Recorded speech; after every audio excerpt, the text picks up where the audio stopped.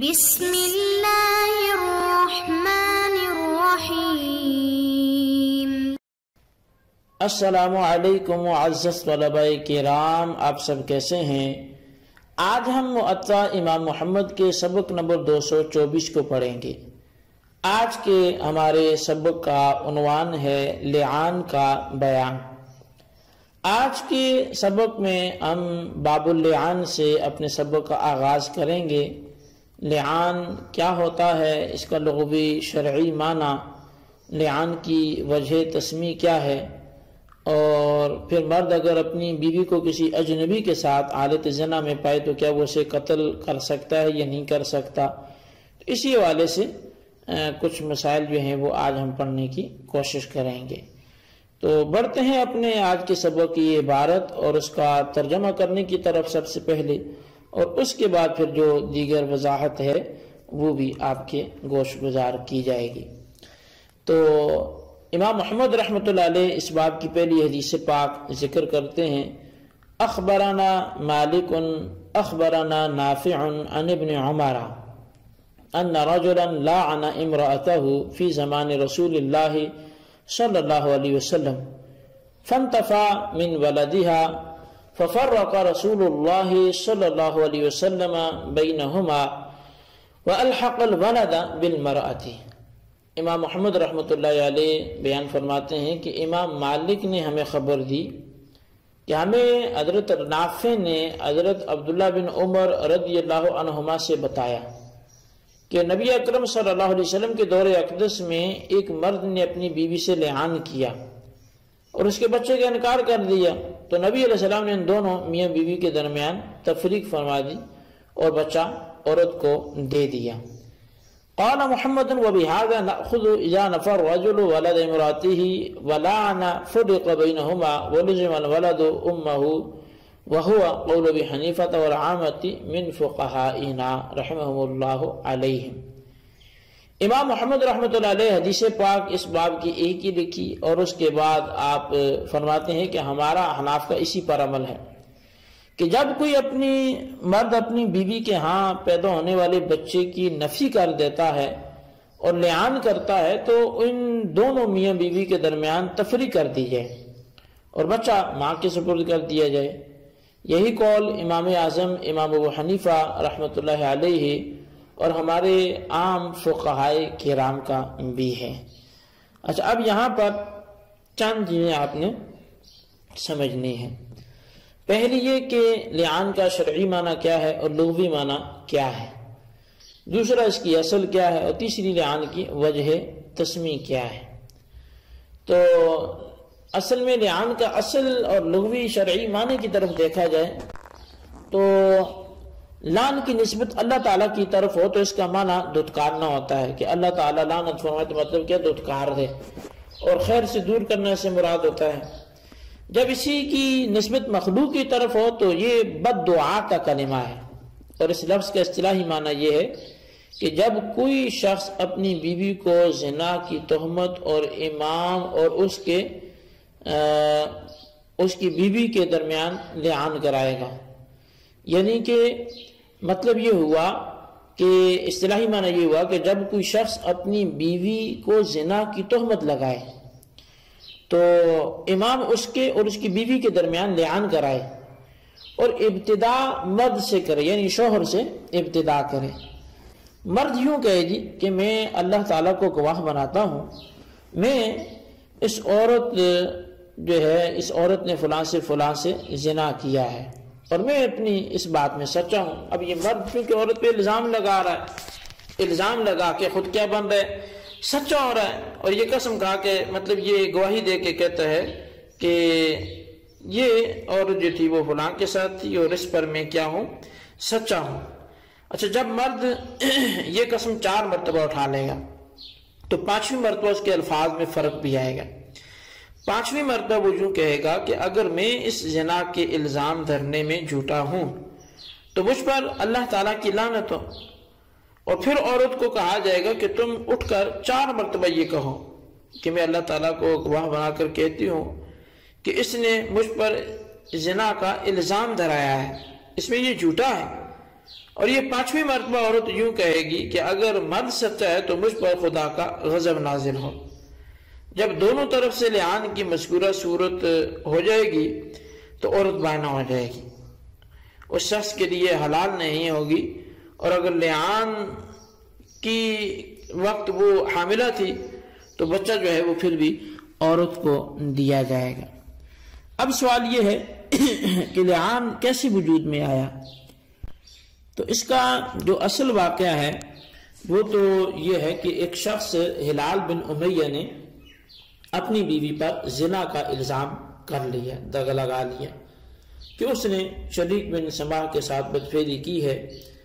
یہ شخص برا بن مالک کا اخیافی بھائی تھا۔ عمدۃ القاری شرح صحیح البخاری جلد 2 صفحہ 290 باب اللعان پر مذکور ہے، کان اول رجل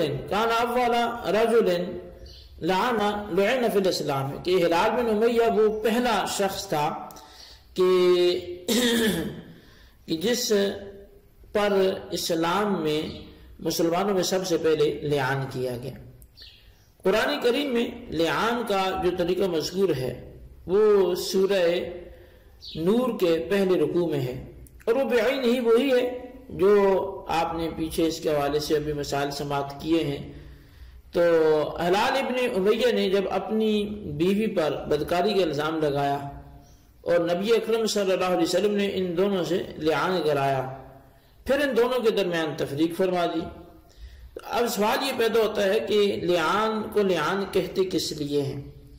تو امام بدر الدین عینی رحمۃ اللہ علیہ نے اس کی وجہ تسمیہ جو ہے عمدۃ القاری شرح صحیح البخاری میں کچھ یوں بیان کی ہے۔ آپ فرماتے ہیں کہ مرد لعنت کا لفظ اور عورت غضب کا لفظ کہتی ہے۔ اس مسئلے کو لعان کا عنوان دیا گیا، حالانکہ اس کے طریقہ کار میں لعنت اور غضب دونوں موجود ہیں۔ اس کی وجہ یہ بیان فرمائی کہ ابتدا چونکہ مرد کی طرف سے ہوتی ہے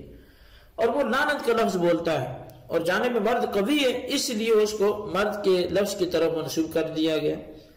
دوسری وجہ یہ ہے کہ لعان کرنے یا نہ کرنے کا دار و مدار مرد پر ہوتا ہے، اور عورت کو غضب کے لفظ کے ساتھ خاص کیا گیا کیونکہ مرد کی نسبت عورت کا جرم بڑا ہے۔ مرد اگر جھوٹا ہوگا تو اس کو حد قذف لگے گی، اور اگر مرد جھوٹا نہ ہوا بلکہ سچا ہوا تو اگر جھوٹا ہے تو حد قذف، اور اگر عورت جھوٹی ہوئی مرد سچا ہے تو اسے پھر رجم اور سنسار کی سزا دی جائے گی۔ تو بہرحال یہ کچھ باتیں تھیں جو آپ کے سامنے میں نے بیان کی ہیں، لیکن یہاں پر میں ایک مسئلہ اور ذکر کرتا چلوں کہ حضرت امام اعظم امام ابو حنیفہ رحمۃ اللہ علیہ فرماتے ہیں کہ اسے قتل نہ کیا جائے بلکہ شہادت قائم کی جائے، اور اس سے کسی نے نصاب شہادت مکمل ہونے کے بغیر اس کو قتل کر دیا، یعنی 4 گواہ نہ بنائے یا 2 یا 3 گواہ بنائے پھر قتل کیا، تو اس سے قصاص لیا جائے گا۔ تو اب یہ بات ذہن میں رکھنی ہے کہ اس سے قتل نہیں کیا جائے گا بلکہ شہادت قائم کی جائے گی، اور اگر کسی نے نصاب شہادت مکمل ہونے کے بغیر ہی اس کو قتل کر دیا، یعنی 4 گواہ نہ بنائے 2 یا 3 گواہ بنائے پھر قتل کر دیا، تو اس سے اب قصاص لیا جائے گا۔ جمہور کا بھی یہی مسلک ہے، اور اس کی تائید میں چونکہ باقاعدہ حدیث پاک میں موجود ہے۔ حضرت سلمہ بن محبق سے روایت ہے کہ ابو ثابت سعد بن ابو عبادہ سے پوچھا گیا جس وقت قرآن کریم کی آیت حدود نازل ہوئی، آپ بہت غیرت مند شخص سے، پوچھا گیا کہ آپ کا کیا رد عمل تھا؟ تو اگر آپ اپنی بیوی کے ساتھ کسی غیر مرد کو ناگفتہ بھی حالت میں پائیں گے تو اس وقت آپ کیا کریں گے، یعنی عمل کیا ہوگا؟ تو کہنے لگے میں دونوں کی تلوار سے گردن اڑا دوں گا۔ کیا میں اس انتظار میں رہوں کہ 4 ماہ گواہ قائم کرنے کے لیے 4 آدمیوں کو تلاش کر کے لاؤں؟ ادھر یہ شخص اپنا کام کر کے جا چکا ہوگا، یا میں اس موقع پر کہوں کہ میں نے اس طرح دیکھا، میں نے فلان طریقے پر دیکھا، اور تم مجھے کوڑے لگاؤ اور میری گواہی آئندہ کے لیے ہرگز قبول نہ کرو۔ راوی بیان کرتے ہیں کہ اس بات کا تذکرہ نبی علیہ السلام سے کیا گیا، آپ نے ارشاد فرمایا کہ تلوار کی گواہی کافی ہے۔ اس کے بعد آپ نے فرمایا نہیں، اس اعتبار سے نہیں میں بے شک اس بات کا خوف کھاتا ہوں کہ مست لوگ اور غیور آدمی اس طرح دھڑا دھڑ قتل کرنا شروع کر دیں گے۔ تو معزز طلبہ کرام، یہ حدیث پاک امام اعظم امام ابو حنیفہ رضی اللہ عنہ کے مسلک کی تائید کرتی ہے، یا یوں کہہ لے کہ امام صاحب کا مسلک اس حدیث کے بالکل مطابق ہے۔ نبی علیہ السلام نے اس بات کی اجازت نہیں دی کہ کوئی شخص جب اپنی بیوی کو زنا کرتے ہوئے پائے تو وہ زانی اور مزنیہ دونوں کو قتل کر دے، بلکہ کوشش کرنی چاہیے کہ شہادت قائم ہو جائے، اور اگر 4 آدمیوں کو گواہ بنانا یا 4 آدمیوں کو گواہ بنا لیا گیا، پھر شوہر نے اس زانی کو قتل کر دیا، تو یہ قتل اگرچہ اس کے لیے مباح نہ تھا، کیونکہ حدود کا اجرا ہرگز جو ہے وہ ہر آدمی پر نہیں چھوڑا گیا۔ تو اب یہ قتل اگرچہ اس کے لیے مباح نہیں تھا، لیکن چونکہ حدود کا اجرا یہ ہر آدمی پر نہیں چھوڑا گیا، لیکن چونکہ گواہی مکمل موجود تھی اس لیے وہ قصاص سے بچ جائے گا، بلکہ صرف تفتیش اور مواخذہ ہوگا۔ تو بہرحال یہ ہمارا سبق تھا، اس کو آپ اچھی طرح سمجھیں، اس کے خلاصے کو اپنے رجسٹر پر ضرور لکھیں۔ اللہ تعالیٰ سے دعا کرتے ہیں جو ہم نے پڑھا سنا سے یاد رکھنے کی توفیق نصیب فرمائے، آمین بجاہ النبی الامین صلی اللہ علیہ وسلم۔